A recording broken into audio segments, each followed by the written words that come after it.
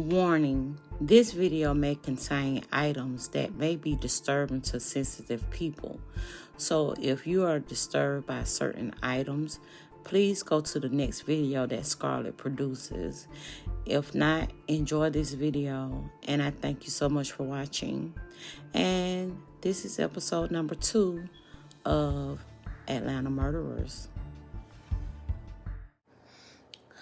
So welcome back to part 2. On part 2, we'll be getting into his appeal. Yes, Mr. Brittain did appeal the trial.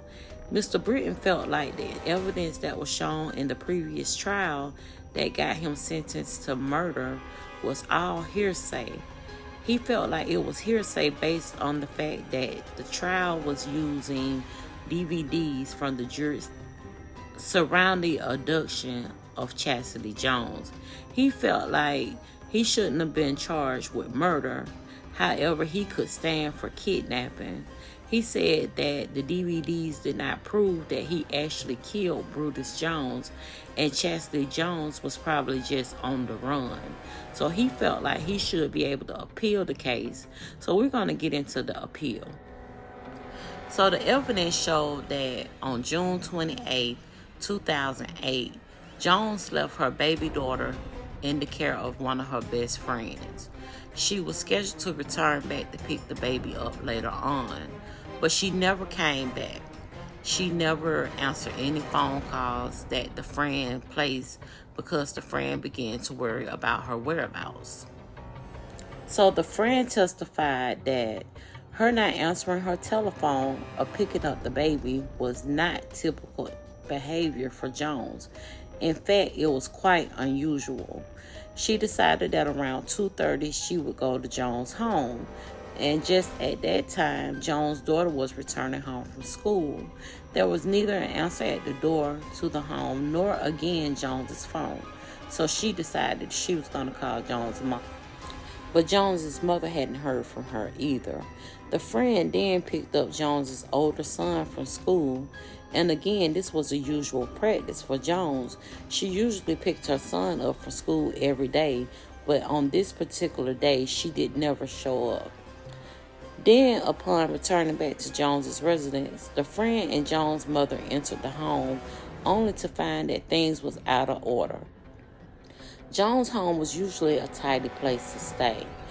As they walked through the house, they began to notice things that was amiss, like knives laying out on the kitchen counter, a bedroom TV left on, the ironing board left out, and then they also noticed that there was a trunk release button that was severed from a car laying up under the ironing board.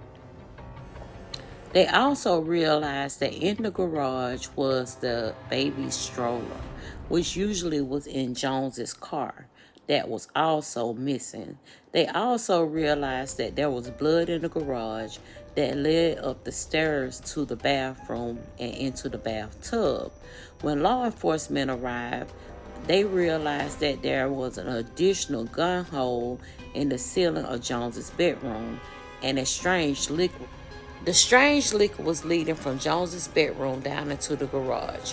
The officers took blood samples and did a DNA test with the mother, and it did come back that the DNA test with the blood and the mother was related, and Jones was her only child. Police immediately suspected Brittain, who was not incarcerated at the time. In Jones's disappearance, after speaking to the friends and family, they linked Brittain to Tench, who worked at the defects office where Jones had recently applied for food stamps. In addition to this testimony, the state also presented testimony from Brittain's former cellmate. Now, the cellmate claimed that Brittain said that he wasn't worried about Jones testifying against him in trial. So that was a dead wash. And he felt that the DVDs in this case did not matter because she could not say that he had killed Brutus. And the only thing that she could have said on the DVDs was that he kidnapped her. It was thrown out. So let's talk about Miss Octavia Nicole Atkins. As we already see, Brittain has no problem with getting rid of problems.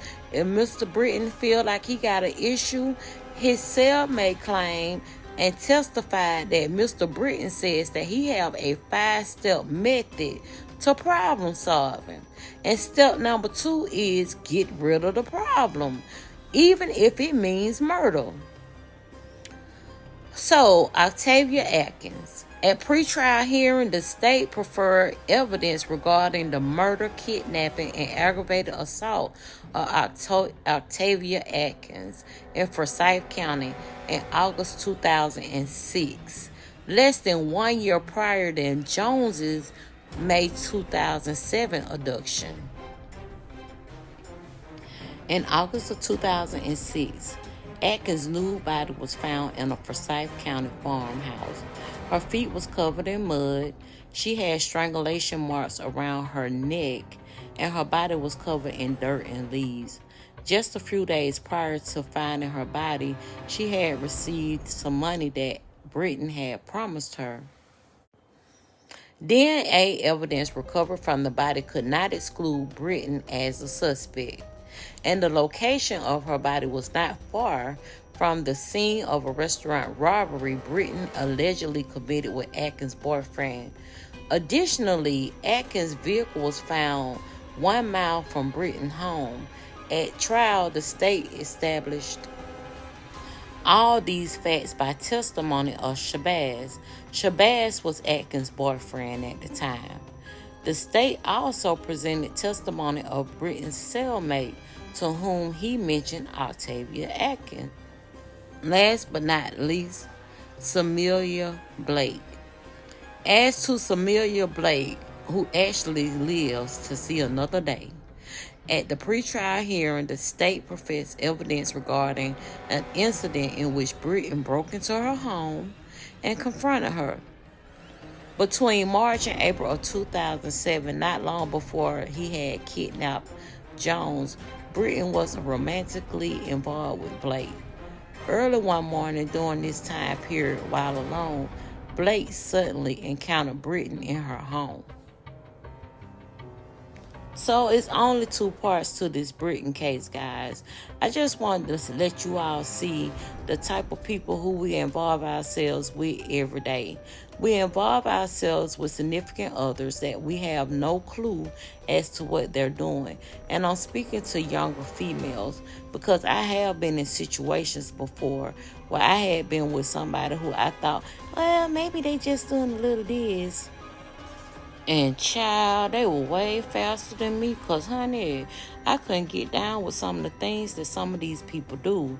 And then for the women in this situation who was murdered because their significant other was tied up with somebody else that was a lunatic. Like, if y'all can't get y'all robbery sprees together and goddamn commingle and get along, then you don't need to be a part of the crew. Now listen, y'all know I'm just bullshitting, right? It's not good to commit any type of crime. I don't give a damn what it is. You should not be out here robbing restaurants or nobody else. I'm just saying, a lot of these young females get involved with these dudes and think that, oh, they just sell a little dope or they just sell a little weed and they out here robbing people. And I wonder whatever happened to Miss Tinch. Did she lose her job down to the defects? I am going to be researching. I may come back with a part 2.1 in this case because I am very interested in Shabazz. I do know that Shabazz, who was Atkins' boyfriend at the time, he was serving time in the Clayton County Jail, but he was transported on some type of federal indictment to Philadelphia. So it may be a 2.1 where I go and give the backstory of Tinch to see where she is these days and see if she was ever committed to any type of jail time due to these situations, because he was using her car.